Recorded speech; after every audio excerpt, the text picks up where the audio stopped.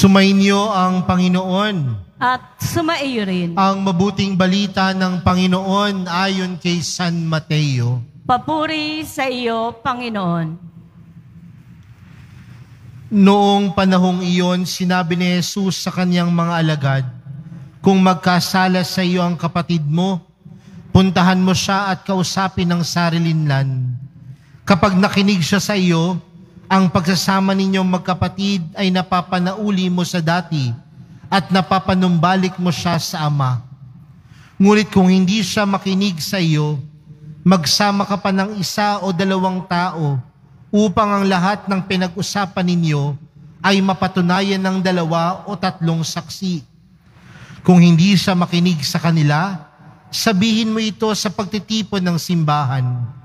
At kung hindi siya makinig sa natitipong simbahan, ituring mo siyang hentil o isang publikano.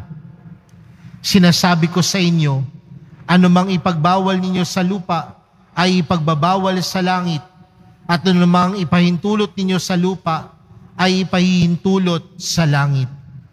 Sinasabi ko pa rin sa inyo, kung ang 2 sa inyo dito sa lupa ay magkaisa sa paghingin anumang bagay sa inyong panalangin, ipagkakaloob ito sa inyo ng aking Amang nasa langit. Sapagkat saan man may 2 o 3 nagkakatipon dahil sa akin, naroon akong kasama nila." Mga kapatid, ang mabuting balita ng Panginoon. Pinupuri ka namin, Panginoong Hesukristo. Magsiupo muna po ang lahat. Magandang umaga po sa inyong lahat. Atin pong palakpakan ng ating mahal na pong Jesus Nazareno. Mga kapatid, bilang mga Kristiyano, tayo ay tinatawag na laging sumunod sa Diyos. Nung tayo ay bininyagan, tayo din ay tinatawag na sumunod kay Jesus. Ngunit parte ng ating pagsunod kay Jesus at pagsunod sa Diyos, nangangahulugan na kailangan natin palalimin yung ating ugnayan at relasyon sa Kanya. Tandaan po natin, hindi lamang sapat na tayo ay sumunod. Kailangan nandoon yung ugnayan, nandoon yung relasyon, at nandoon yung ating pakikisa sa Diyos. Pero tandaan din natin mga kapatid, hindi lang tayo tinatawag na makipag-ugnayan lamang sa Diyos. Dahil parte ng ating pakikipag-ugnayan sa Diyos ay pakikipag-ugnayan din natin sa ating kapwa. Nangangahulugan na responsibilidad din natin bilang mga tagasunod ni Jesus, bilang tagasunod ng Diyos, na palalimin ang ating ugnayan sa ating kapwa. Sa madaling salita mga kapatid, hindi natin pwedeng paghiwalayin ang ating pakikipagrelasyon sa Diyos at ang ating pakikipagrelasyon sa kapwa. Kaya hindi natin pwedeng sabihin, "Father, nagdadasal naman ako araw-araw. Pero pag-uwi naman sa ating tahanan, masama naman ang ugali natin sa kapwa." Hindi naman natin pwedeng sabihin, "Father, tuwing Biyernes, lumalakad ako ng paluhod sa likod ng simbahan ng Quiapo, palapit sa harapan ng simbahan, sa harapan ng altar. Pero paglabas, manginginom ka pa din." Hindi natin pwedeng sabihin, araw-araw nagro-rosaryo tayo. Pero pagkatapos ng rosaryo, naninira ka pa din naman ng kapwa mo. Sa madaling salita, hindi natin pwedeng paghiwalayin ang ugnayan natin sa Diyos at ugnayan natin sa kapwa.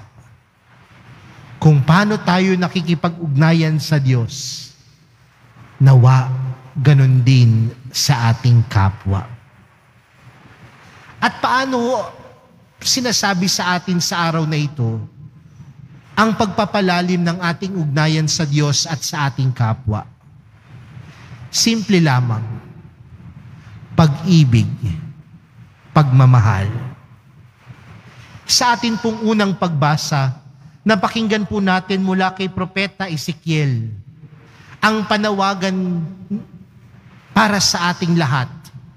Tandaan natin si Propeta Ezekiel, isang propeta, tagapagpahayag ng salita ng Diyos. At dito ho sa ating unang pagbasa, ginawa siyang bantay ng Israel.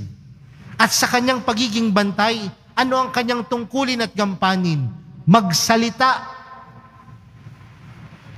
At ano ang kanyang sinasalita? Ano ang lumalabas sa kanyang bibig? Katotohanan. Ano ang lumalabas sa kanyang bibig? Kabutihan. Sa madaling salita, mga kapatid, ang isang tunay na taong nagmamahal at umiibig, marunong magsalita ng totoo. Marunong magsalita ng mabuti. Marunong magsalita ng tama. May mga magulang po ba dito? Di ba ho kayo bilang isang magulang, kapag nakikita po ninyong nagkakamali yung anak ninyo, ano pong ginagawa niyo? Pinagsasabihan ninyo. Tama po ba? Pinagsasalitaan po ninyo. Kaya nga kung merong mga anak na nandito, lagi ko ho itong pinapaalala eh. Kapag pinagsasabihan ho kayo ng mga magulang ninyo, matuwa ka pa. Bakit? May malasakit pa yung magulang mo eh. Pero kapag hindi ka na pinagsasalitaan, hindi ka na pinagsasabihan, tila walang paki sa inyo, matakot ka. Baka kasi wala na yung pag-ibig. Kapag meron pang isang taong nagtatama sa atin, maniwala ka o hindi, yung taong yan, mahal ka. At may nagmamahal sa iyo. Dahil ang pagsasalita ng mabuti, tama at totoo ay isang pagpapakita ng pagmamahal. Kasi oras na tumahimik na tayo sa kabila ng kasinungalingan, oras na tumahimik tayo sa kabila ng walang hustisya, oras na tumahimik tayo sa kabila ng kapangitan na nangyayari sa ating paligid, para na rin nating sinabing ayaw na nating umibig at magmahal. Kaya nga mga kapatid, ikaw ay Kristiyano, magsalita ka, magtama ka, dahil responsibilidad natin yan. Dahil ang bawat isa sa atin kayang magmahal. Pangalawa, sa atin pong ikalawang pagbasa, napakinggan po natin ang sinabi ni San Pablo. Sabi ni San Pablo, ang umiibig ay hindi gumagawa ng masama kanino man. Ang umiibig, hindi gumagawa ng masama kanino man. Ano pong hamon nito sa atin mga kapatid? Ang taong umiibig, minimithi niya na ang bawat isa ay magkaroon ng maayos at magandang kalagayan sa buhay. Walang taong hindi umiibig na sinasabi niyang gusto niyang mapahamak ang kanyang kapwa. Bagkus ang taong umiibig, hindi nangahangad na ang kapwa niya ay mapahamak. Kailan niyo ho ba huling pinagdasal ang kaibigan ninyo? Kailan niyo ho bang huling ipinagdasal ang mga kasama niyo sa opisina? Minsan may lumapit sa akin, sabi niya, Father, pinagdasal ko po yung kaaway ko. Sabi ko, ano yung pinagdasal mo?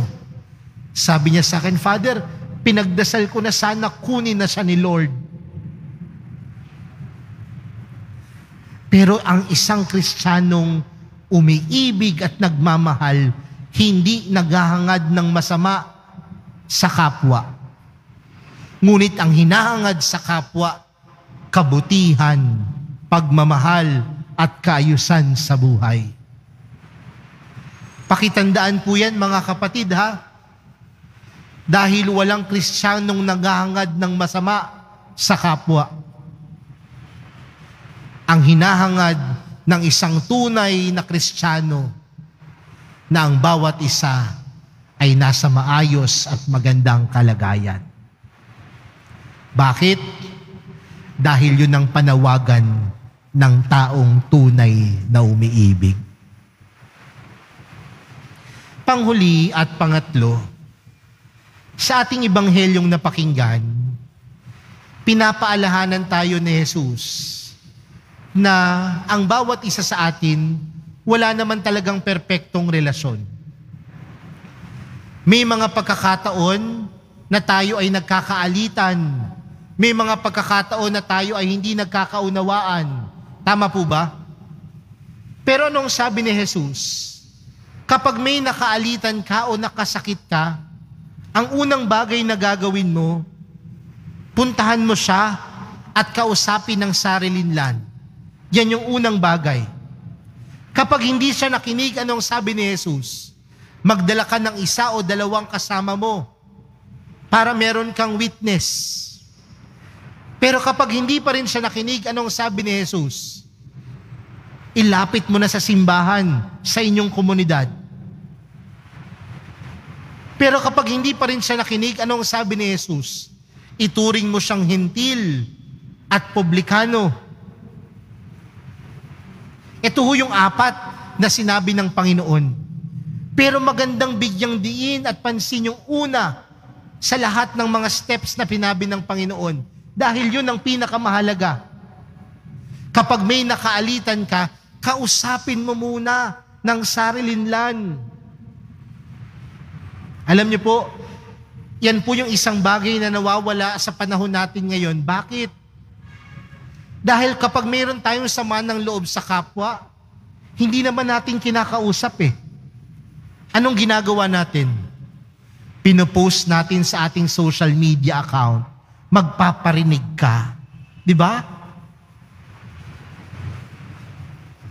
Pero tandaan natin ang isang taong tunay na nagmamahal, siya ang unang gumagawa ng paraan upang maayos ang gulo, ang hindi pagkakaunawaan.